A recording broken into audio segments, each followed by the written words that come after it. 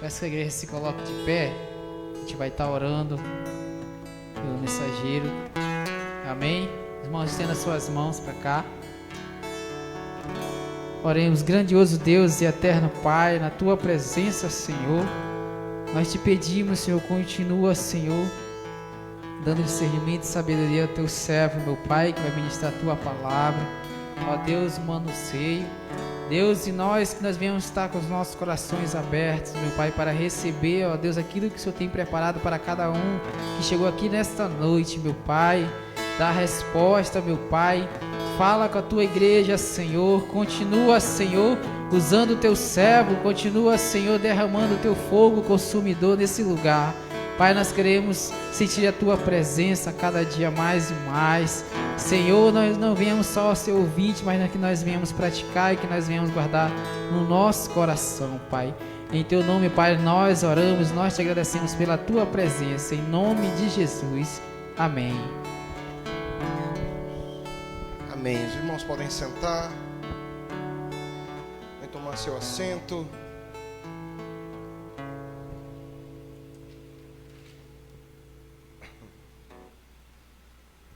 Graça salvadora, esse é o tema da mensagem. A graça salvadora é para todos. A graça e a misericórdia de Cristo Jesus é para todos. Vamos abrir nossas Bíblias no livro da carta de Paulo a Tito. Tito fica logo depois de Timóteo. Você achando as cartas de Paulo a Timóteo, logo em seguida você acha de Tito.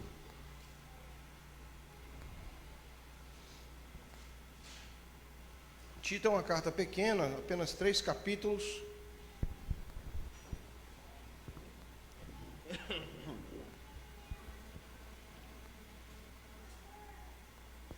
E você vai abrir sua Bíblia no capítulo 2 de Tito. Vamos ler do versículo 11 até o 14.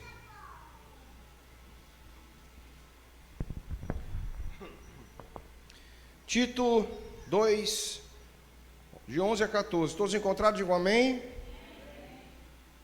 Quem não encontrou, misericórdia.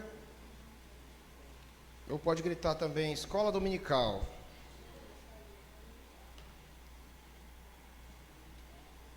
Funciona, viu? Às vezes eu estava perdido com a passagem, aí eu comecei a dizer, é BD, aí achou, rapidinho, rapidinho achou. Tito 2, vamos ler a palavra de Deus, versículo 11, porquanto a graça de Deus se manifestou salvadora para todas as pessoas, ela nos orienta a renunciar à impiedade e às paixões mundanas e a viver de maneira sensata, justa e piedosa,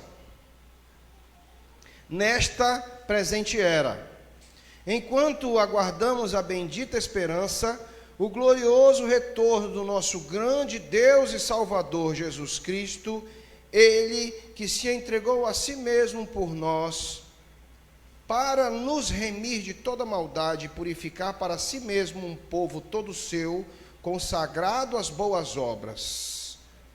Vamos ler mais uma vez. Porquanto a graça de Deus se manifestou salvadora para todas as pessoas, ela nos orienta a renunciar à impiedade e às paixões mundanas e a viver de maneira sensata, justa e piedosa nesta presente era, enquanto aguardamos a bendita esperança, o glorioso retorno do nosso grande Deus e Salvador Jesus Cristo, Ele que se entregou a si mesmo por nós, para nos remir de toda maldade e purificar para si um povo todo seu, consagrado às boas obras. Diga amém. O que é graça? Começamos tentando entender, meus irmãos, o que é a graça de Deus, o que é a graça misericordiosa de Cristo, o que é a graça salvadora de Jesus. O significado de graça. A graça, primeiramente, ela é um substantivo feminino. Na gramática portuguesa, a palavra graça tem até nome próprio com essa palavra, né? Quem ainda não conheceu uma pessoa com esse nome? Dona Graça, né? Sempre há, né? Eu já tive a oportunidade de conhecer várias pessoas com esse nome, né? Que nome lindo, porque parando para entender, traz o entendimento daquilo que Deus sente por nós, aquilo que Deus tem por nós e aquilo que Deus derrama a nós todos os dias. Graça, ela é o substantivo feminino oriundo do termo do latim chamado gratia, que significa benevolência. O que significa graça? Benevolência, mercê, estima, ou um favor que se dispensa ao que recebe. Graça é algo bondoso, graça é fruto da bondade, graça é fruto do amor, graça é sinônimo de benevolência, graça é sinônimo daquilo que se dá de graça. Também pode corresponder a características agradáveis de uma pessoa. Alguém que tem graça agrada e atrai outras pessoas através das suas palavras e atitudes. Pastor Cláudio Duarte, ele tem um canal no YouTube, e o canal dele é Um Pastor Cheio de Graça. E de fato ele o é, né? Cheio de graça.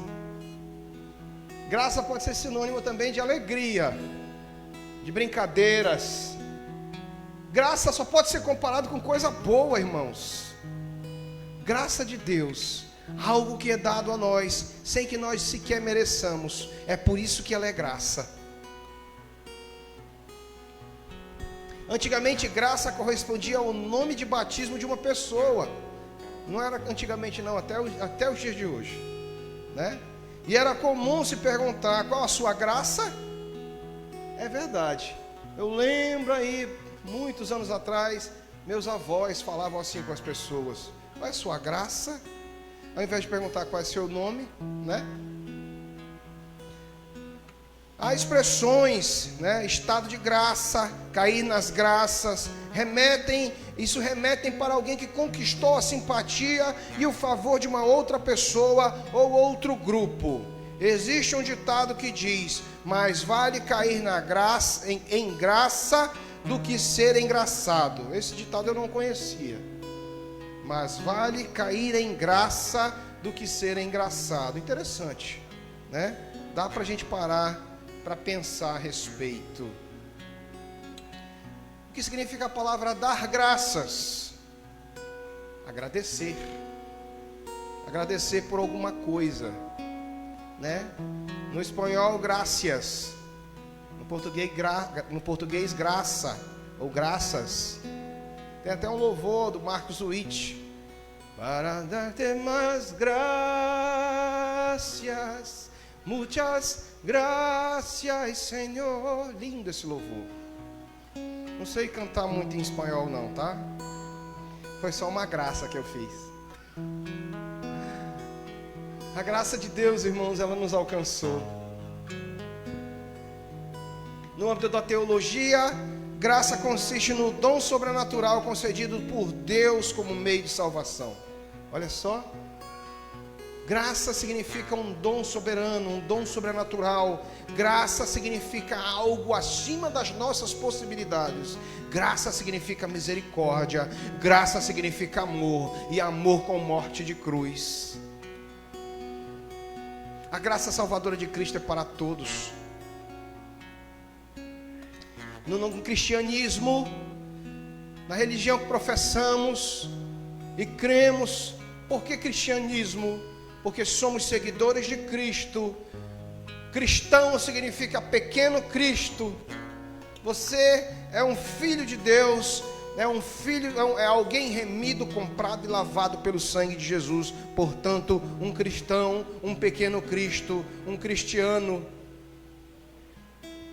A palavra cristiano, um nome próprio, muitos nomes, muitas pessoas têm. Cristiane, cristiana, cristiano, significa aquele que serve a Cristo. Ó, que lindo! No cristianismo, a graça é o dom gratuito de Deus ao homem no encontro transformante em que a criatura humana é restaurada. Através da graça, Deus confere ao homem a participação na vida divina, fazendo o seu filho adotivo. Através da graça, você é transformado de jambuzeiro, como diz a Bíblia, ou seja, de mato brabo, de erva daninha.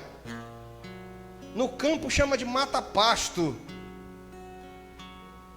Na jardinagem chama de capim, de mato brabo, de planta, de erva que nasce para matar as flores, para matar as plantas. Um dia você esteve nessa condição de jambuzeiro selvagem, de erva de passarinho, de planta parasita, e se tornou enxertado através do amor de Cristo e do sangue de Jesus. E agora, cooperador do reino e aquele que bebe direto da seiva da grande oliveira, deixando de ser jambuzeiro para ser galho enxertado, filho adotivo. Quantos já viram o procedimento de enxerto de uma planta?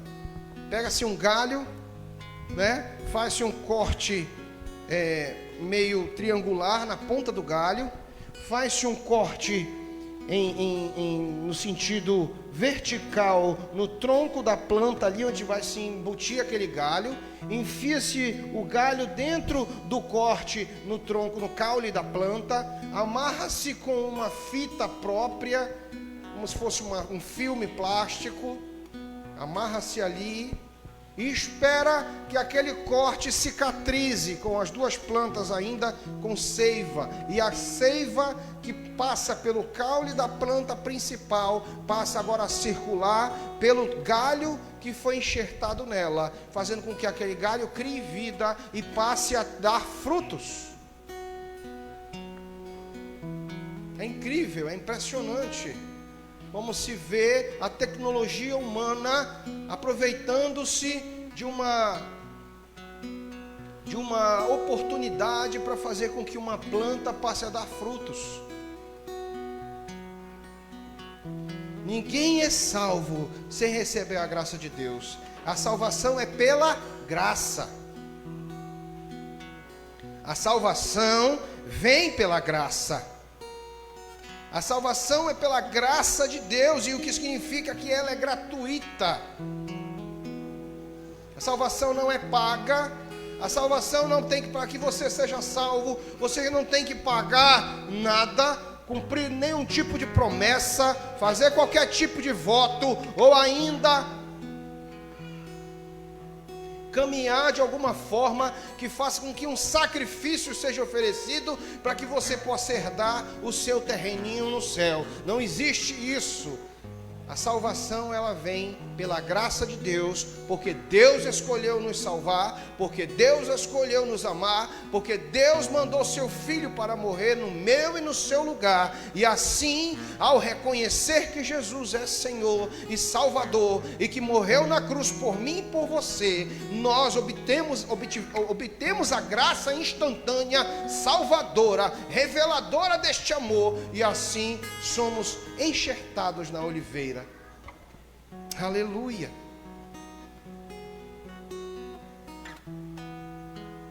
Ela é gratuita. É algo que não podemos alcançar pelos nossos próprios esforços. Não é pela força do braço que se conquista a salvação. Não é pelas obras que se conquista a salvação. A graça é um indulto. Quem já ouviu falar desse termo, indulto? O que é um indulto? É um mecanismo de clemência que extingue uma punibilidade. A graça é um indulto. Quantos já ouviram falar de indulto de Natal para presos? A justiça brasileira tem um mecanismo que permite com que pessoas possam receber clemência por um crime cometido. E essas pessoas possam ser perdoadas de seus crimes. O próprio presidente da República tem na sua discricionalidade tem na sua função e uma das suas atribuições é conceder uma vez por ano o perdão dos crimes de algum preso que ele quiser por bem escolher. Você sabia disso? Existe a possibilidade do nosso presidente escolher algum preso no regime carcerário brasileiro, apontar o dedo e dizer assim: você está perdoado dos seus crimes, pode soltar ele. Existe essa possibilidade. A nossa Constituição reza isso. As atribuições do presidente garantem isso.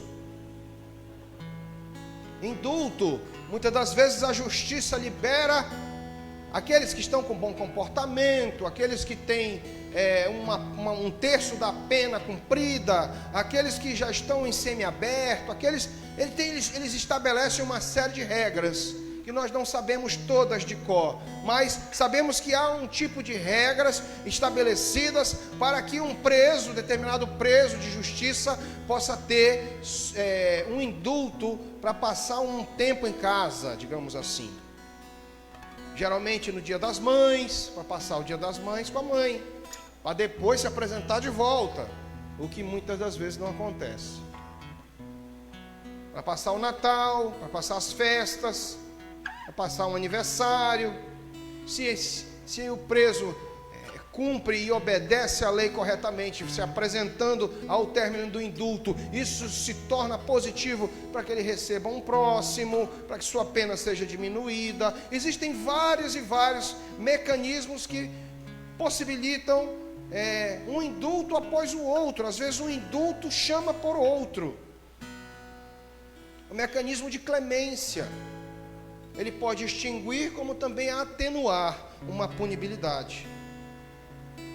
A graça, ela é um indulto de Deus para nós, o maior de todos. A graça de Jesus Cristo, através do seu sacrifício na cruz, nos perdoa dos nossos pecados, joga esses pecados no mar do esquecimento, nos dá uma nova identidade, nos faz agora filhos de Deus e nos torna cidadãos do céu, que anteriormente não éramos merecedores. No livro de Efésios, Paulo fala que outrora éramos filhos da desobediência.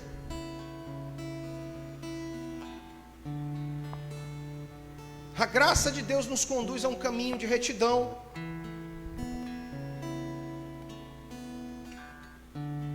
A graça de Deus nos conduz a um caminho de honestidade.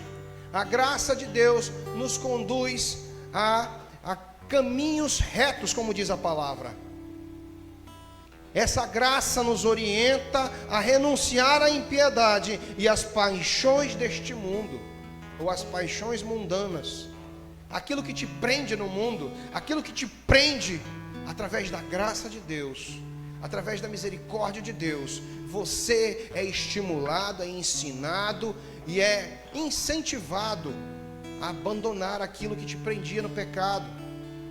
Quem roubava não rouba mais, quem fumava não fuma mais, quem bebia até cair não bebe mais, quem era dado à prostituição não será mais escravo do pecado. A pornografia não tem mais poder sobre a tua vida, sobre a minha e sobre a tua vida. O pecado não tem mais poder sobre aquele que é alcançado pela graça de Deus. Aleluia. Mas por que ainda pecamos? Porque somos humanos. Existe uma velha natureza que ainda está aqui. E que agora, como filhos de Deus, não somos mais pecadores por prazer. Você sabia disso? Como filho de Deus, alcançado pela graça de Deus, pela misericórdia de Cristo, através do sangue derramado na cruz, você deixa de ser um pecador que peca por prazer, ou que peca para sentir algo que faltava dentro de você, ou para preencher um vazio existencial que tomava conta da sua alma, e o pecado trazia aquela sensação temporária de prazer, fazendo com que você sentisse parte daquela tristeza, daquela angústia, daquele vazio preenchido. Só que a graça de Deus nos preenche por completo, ela não deixa um espaço sequer vazio. E por que ainda pecamos? Só que interessante, a diferença de alguém alcançado pela graça e de alguém não alcançado é que o não alcançado, como eu disse antes, peca por prazer. Ele peca porque ele tem que pecar para que ele possa preencher algo. O alcançado pela graça, ele peca eventualmente porque é levado à tentação do pecado.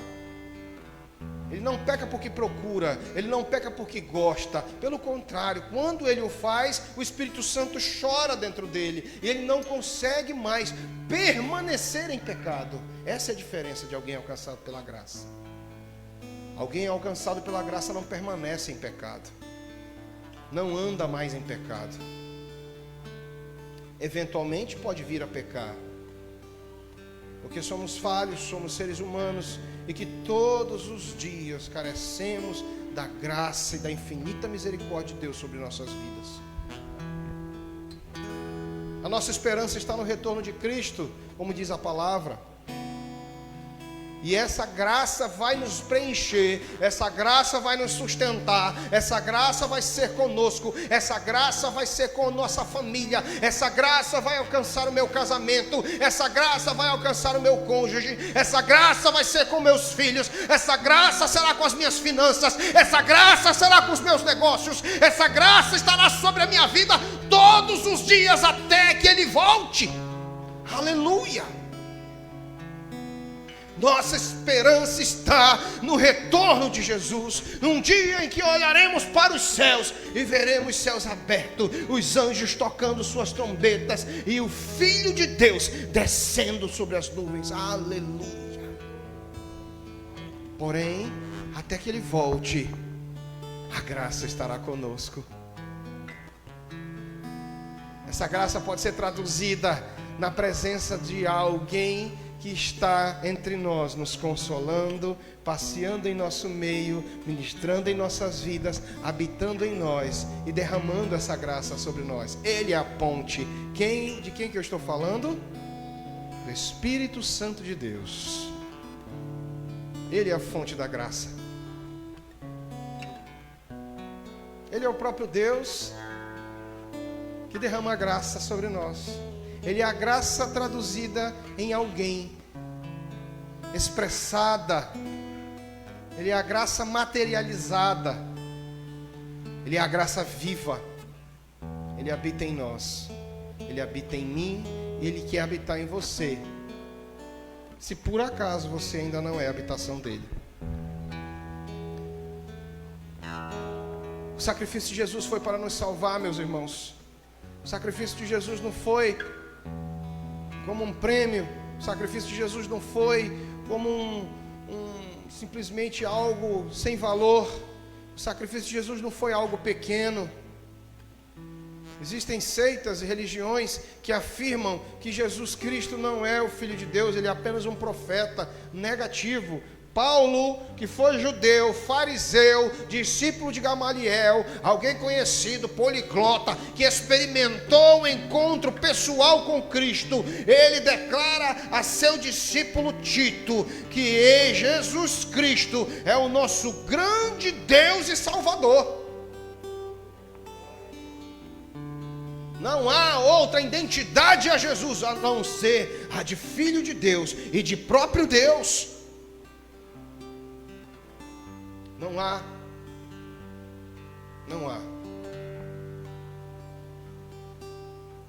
Não existe.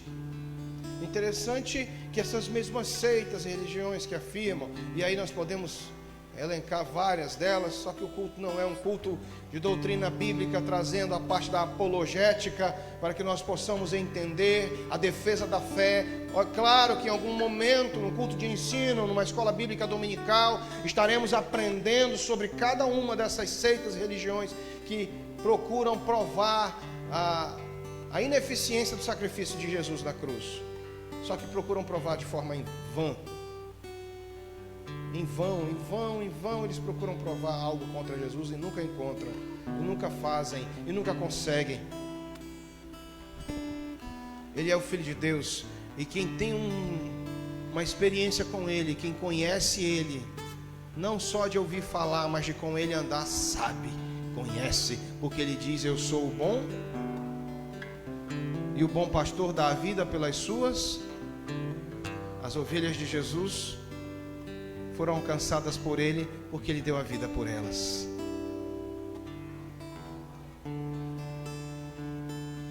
Somos, irmãos, consagrados às boas obras, diz a palavra de Deus.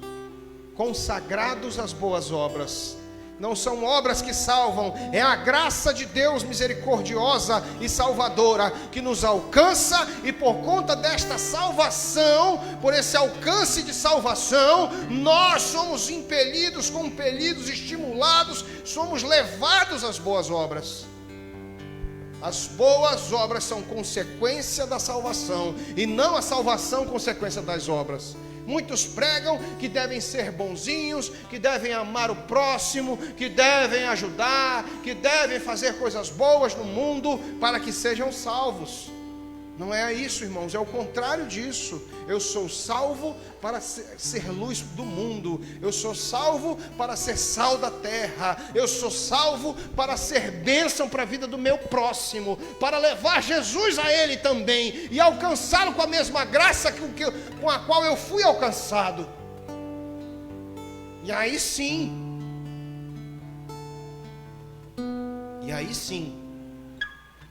praticar boas obras, ajudar. Eu vejo aí, irmãos, muitas religiões, muitas doutrinas fazendo boas obras, e que coisas lindas, que hospitais exemplares, muito mais do que muitas igrejas. Sopa nos hospitais, sopa no Baixo Meretrício, nas áreas vermelhas, ações sociais verdadeiramente gratuitas, sem interesse algum, mas com foco errado, com a intenção errada. Do que adianta ser muito bom com o próximo e perder sua alma? Ainda tem aqueles que se envolvem com a religiosidade, achando que por serem religiosos serão alcançados pela graça de Deus e salvos, consequentemente. Também estão enganados.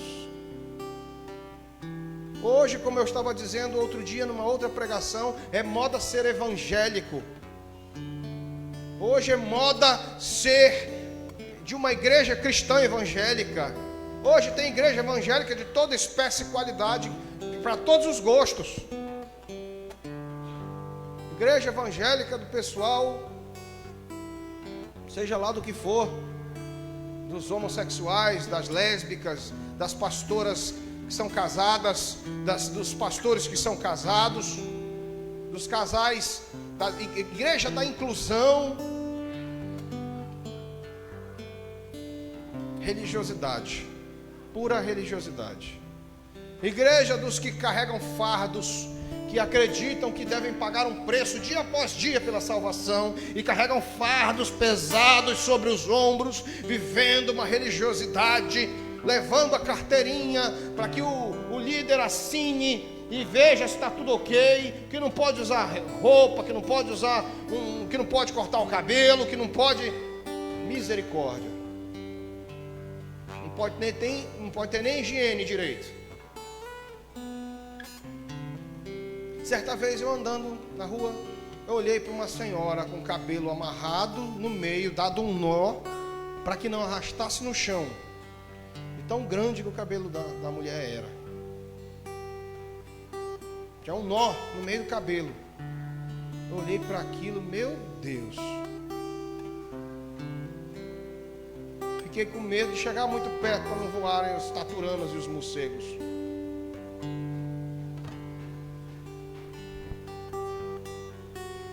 Sem falar, né, no resto. Imagine você aí. Pois é. Religiosidade, irmãos.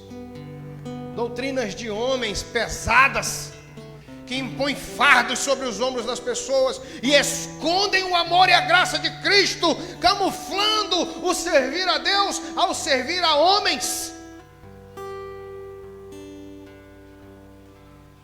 É óbvio que se deve ter respeito, reverência, com a palavra de Deus. É óbvio que se deve ter decência na casa do Senhor, no local onde nós adoramos a Deus, onde a igreja está reunida, para que não haja escândalo. A Bíblia recomenda que nós nos preocupemos com o que o nosso irmão possa achar de nós. A Bíblia nos recomenda. E assim possamos viver em harmonia. A Bíblia nos dá orientações para vivermos de forma social, entre a sociedade. É claro que a Bíblia recomenda, mas isso não pode ser um motivo para que nós possamos ser salvos. Assim como o motivo para que sejamos salvos tem que ser guardado um dia da semana. Se eu não guardar aquele dia da semana e não deixar de comer tais coisas, eu não serei salvo. Onde é que está escrito isso na Bíblia, meus irmãos? Entre outras e outras atitudes que os homens, interpretações errôneas da palavra de Deus. Nós temos que pensar fora da caixinha, irmãos. Nós temos que nos despir da religiosidade. Nós temos que romper com aquilo, com as tradições humanas e com as doutrinas humanas, que não são doutrinas da palavra de Deus. Doutrina genuína e verdadeira está aqui. Palavra de Deus.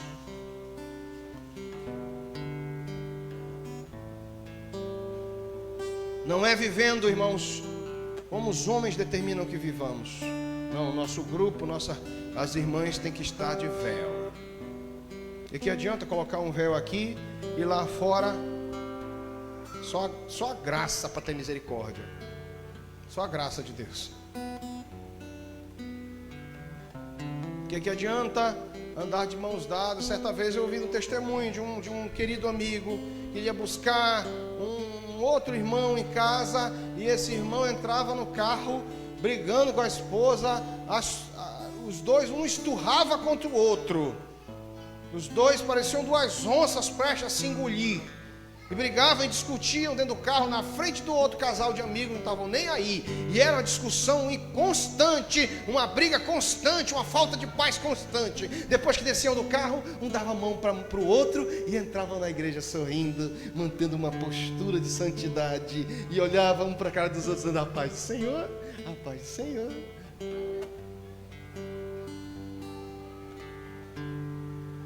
Essa pessoa deixou até de ir para a igreja por conta desse mau testemunho desse casal.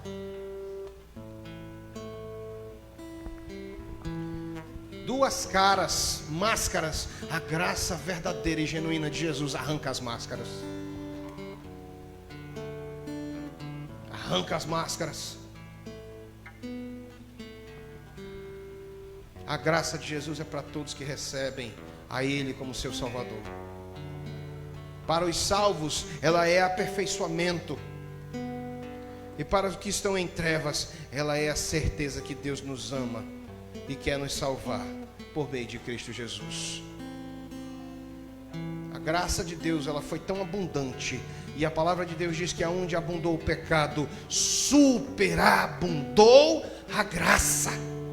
Aleluia! A graça é tão abundante, é tão maravilhosa, que ela derramou Jesus na terra para morrer por mim e por você, derramando seu sangue na cruz para remir o homem dos seus pecados. Pastor, eu tenho uns pecados que são cabeludos, pastor. Eu não mereço ser alcançado pela graça. Pois você saiba de uma coisa: não há pecado sobre a humanidade que seja maior do que a graça de Deus. Já contei essa. Um pastor amigo meu estava ouvindo um programa de rádio, né, pela manhã, no carro, e o radialista falava da parte policial, reportagem policial, de um estuprador que havia deflorado uma criança, e naquela hora o pastor ficou irado. Ah, rapaz, meu Deus, Deus me livre se isso é com uma neta minha, com um neto meu, com um filho meu. Eu sou pastor, mas nessa hora deixava de ser, ó. Esse cabra ia encontrar com o diabo rapidinho. Aí o outro que estava do lado dele, aí era venezuelano, o outro pastor: na Venezuela nós estamos na rua até não sobrar mais nada. Eita Jesus! Aí o cabra fica brabo e fica carnal, e eu vou matar, eu vou esfolar, eu vou... Aí ele chega na casa de uma irmã para fazer uma visita. Aí a irmã estava com um outro rapaz lá, conversando com ela.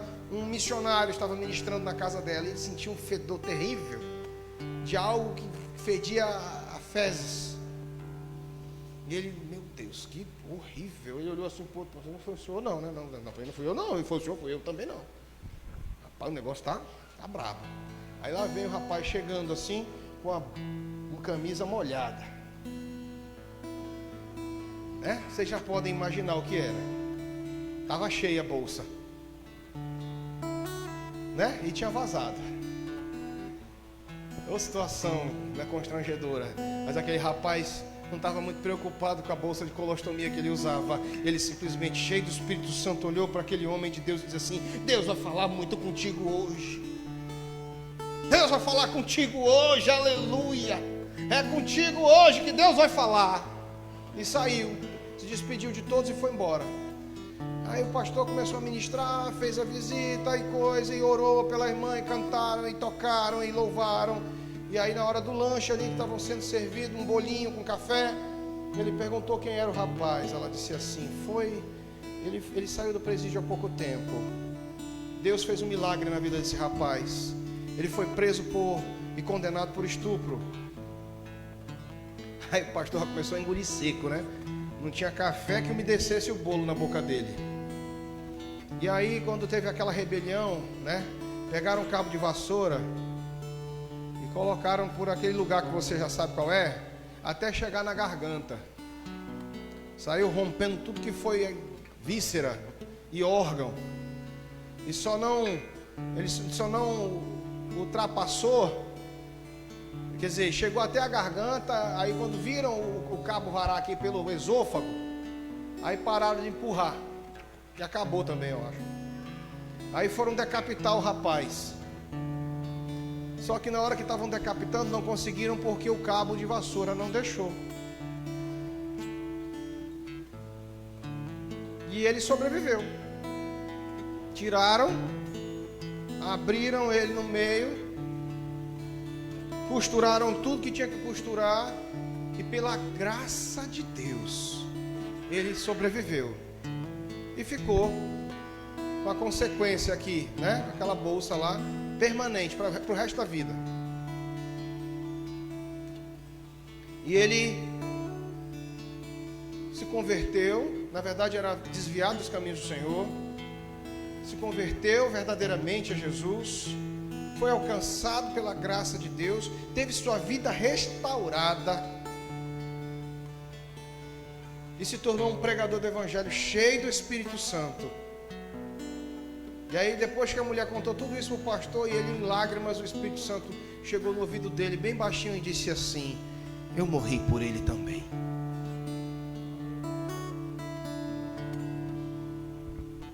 E aí, meu irmão, a graça, ela é maior do que o pecado, não é? Ela não superabunda onde abunda o pecado. Ela não alcança e ela não derrama perdão e misericórdia para mim e para você. Então não venha me dizer que não tem pecado que possa ser apagado